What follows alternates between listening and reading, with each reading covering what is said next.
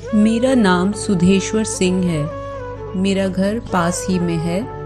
जब तक तुम्हारा पति मिल नहीं जाता तब तक तुम मेरे घर में रह सकती हो। तुम्हें कोई परेशानी नहीं होगी। मेरी जान पहचान बहुतों से है। तुम्हारे पति को मैं बहुत जल्दी ढूंढ निकालूंगा। जरूरत पड़ने पर पुलिस की मदद भी लूंगा। कुछ सोचते हुए माधवी ने कहा, अपने घर ले जाकर मेरे साथ कुछ गलत हरकत तो नहीं करेंगे? तुम पति की तलाश करना चाहती हो तो तुम्हें मुझ पर यकीन करना ही होगा। आपके घर में कौन कौन है? यहाँ मैं अकेला रहता हूँ। मेरा बेटा और परिवार गांव में रहता है। मेरी पत्नी नहीं है, उसकी मौत हो चुकी है। तब तो मैं हरगिज आपके घर नहीं रह सकती। अकेले में आप मेरे साथ कुछ भी कर सकते हैं। सुधेश्वर सिंह ने माधवी को हर तरह से समझाया, उसे अपनी शराफत का यकीन दिलाया।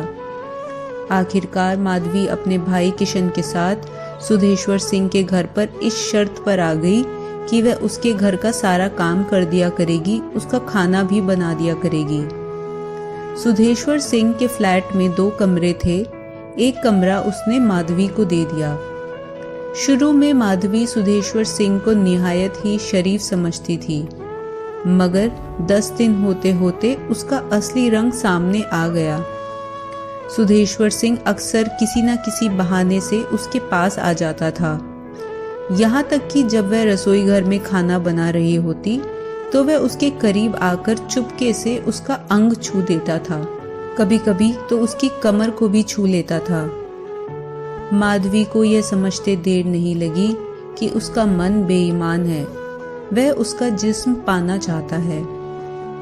एक बार माधवी का मन हुआ कि वह उसका घर छोड़कर कहीं और चली जाए, मगर इस विचार को उसने यह सोचकर तुरंत दिमाग से हटा दिया कि वह जाएगी तो कहाँ जाएगी।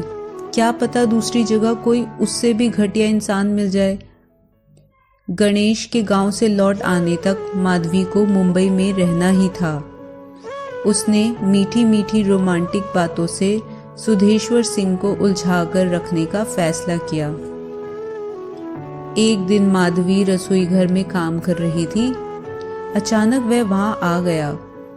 उसी समय किसी चीज के लिए माधवी झुकी तो ब्लाउज के कैद से उसके उभारों का कुछ भाग दिखाई पड़ गया।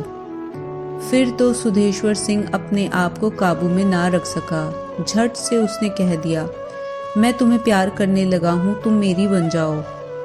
सही मौका देखकर माधवी ने सुधेश्वर सिंह पर अपनी बातों का जादू चलाने का निश्चय कर लिया। माधवी ने भी झट से कहा, मैं भी अपना दिल आपको दे चुकी हूँ। सुधेश्वर सिंह खुशी से झूम उठा। उसका हाथ पकड़कर कहा, सच कह रही हो तुम? आप तो अच्छे आदमी नहीं हैं। मैं तो आपको शरीफ समझकर अपना दिल दे बैठी थी, मगर आपने तो मेरा हाथ पकड़ लिया। सुधेश्वर सिंह ने तुरंत हाथ छोड़कर कहा, तो क्या हो गया? मेरी एक मुंह भोली भाभी कहती हैं कि किसी का प्यार कबूल करने से पहले कुछ समय तक उसका इम्तिहान लेना चाहिए। वे कहती हैं कि जो आदमी झट से हाथ लगा दे वह मतलबी होता है, प्यार का वास्ता देकर जिस्म हासिल कर लेता है, उसके बाद छोड़ देता है। इसलिए ऐसे आदमियों के जाल में नहीं फंसना चाहिए। तुम मुझे गलत मत समझो माधवी, मैं मतलबी नहीं हूँ, ना ही मेरी नीयत खराब है। तुम जितना चाहो इम्तिहान ले लो, मुझे हमेशा खरा प्रेमी पाओगी। तो फिर हाथ क्यों पकड़ लिया? बस यूं ही दिल मचल गया था। दिल पर काबू रखिए, जब तब मचलने मत दीजिए। एक बात साफ बता देती हूँ, ध्यान से सुन लीजिए। अगर आप मेरा प्यार पाना चाहते हैं तो सब्र से काम लेना होगा। जिस दिन यकीन हो जाएगा कि आप मेरे प्यार के काबिल हैं, उस दिन हाथ ही नहीं पैर भी पकड़ने की छूट दे दूंगी। तब तक आप सिर्फ बातों से प्यार जाहिर कीजिए, हाथ ना लगाइए। वह दिन कब आएगा? सुधेश्वर सिंह ने पूछा। कम से कम 1 महीना तो लगेगा। माधवी की चालाकी सुधेश्वर सिंह समझ नहीं पाया और उसकी शर्त को मान लिया। सुधेश्वर सिंह सरकारी अफसर था। मुंबई में वह अकेला ही रहता था। जब तक उसकी पत्नी जिंदा थी वह साल में 4-5 बार गांव जाता था। पत्नी की मौत के बाद उसने गांव जाना ही छोड़ दिया था। बात यह थी कि पत्नी की मौत के बाद उसने दूसरी शादी करने का निश्चय किया, जिसका उसके बेटों ने पुरजोर विरोध किया था। सुधेश्वर सिंह के 2 बेटे थे, दोनों ही शादीशुदा थे, गांव में खेती किसानी करते थे। बेटों ने दूसरी शादी का विरोध किया तो उसने उनसे रिश्ता ही तोड़ दिया। दरअसल सुधेश्वर सिंह औरत के बिना नहीं रह सकता था। वह वासना का भेड़िया था। भोली भाली और गरीब लड़कियों को बहला फुसलाकर वह अपने घर लाता था, फिर तरह तरह का लोभ दिखाकर उनके साथ मनमानी करता था। सुधेश्वर सिंह सुबह सवेरे कभी कभी समुद्र में स्नान के लिए भी जाता था। उस दिन सुबह 8 बजे गया तो माधवी पर उसकी नज़र चली गई। वह समझ गया कि माधवी कहीं दूर देहात की है, वह उसके चाल में जल्दी आ जाएगी। वह उसे अपने घर ले जाने में कामयाब भी हो गया। सुधेश्वर सिंह माधवी को निहायत ही भोली भाली समझता था, पर वह उसकी चालाकी समझ नहीं पाया। उसे लगा कि वह माधवी की बात मान लेगा तो वह राजी खुशी उसका बिस्तर गर्म कर देगी। फिर तो वह माधवी का दिल जीतने के लिए जी तोड़ कोशिश करने लगा। उसकी हर ज़रूरत पर ध्यान देने लगा, महंगे से महंगा गिफ्ट भी उसे देने लगा। इस तरह 10 दिन और बीत गए। इस बीच माधवी को घनश्याम की कोई खबर नहीं मिली।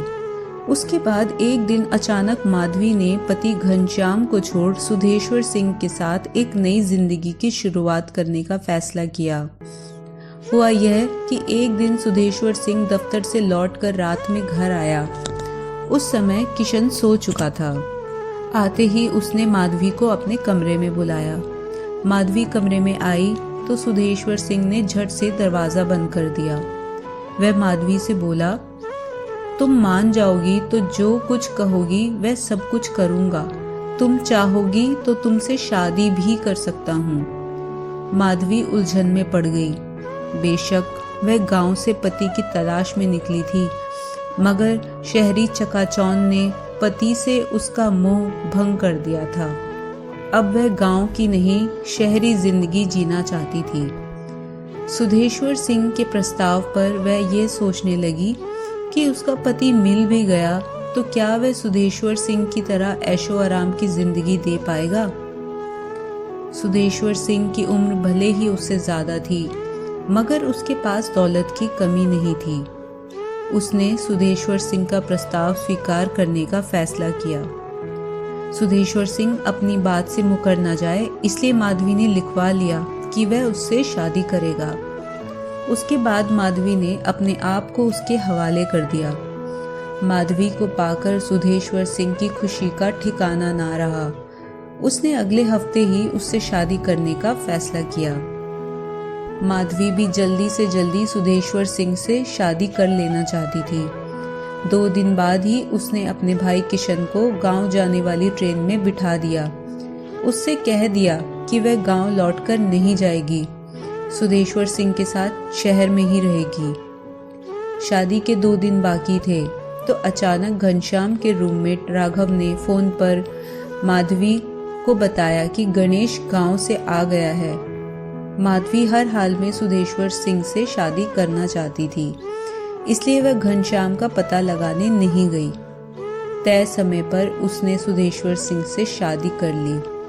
1 महीने बाद सुधेश्वर सिंह की गैर हाजिरी में घनश्याम माधवी से मिला। कहाँ थे इतने दिन? माधवी ने पूछा। गांव से आने के बाद मैं एक अमीर विधवा औरत के प्रेम जाल में फंस गया था। अब मैं उसके साथ नहीं रहना चाहता। गणेश से मुझे जैसे ही पता चला कि तुम सुधेश्वर सिंह के घर पर हो, मैं यहाँ चला आया। अब मैं तुम्हारे साथ गांव लौट जाना चाहता हूँ। आपने आने में बहुत देर कर दी। मैंने सुधेश्वर सिंह से शादी कर ली है। अब मैं आपके साथ नहीं जा सकती। घनश्याम सब कुछ समझ गया। उसने माधवी से फिर कुछ नहीं कहा और चुपचाप वहां से लौट गया।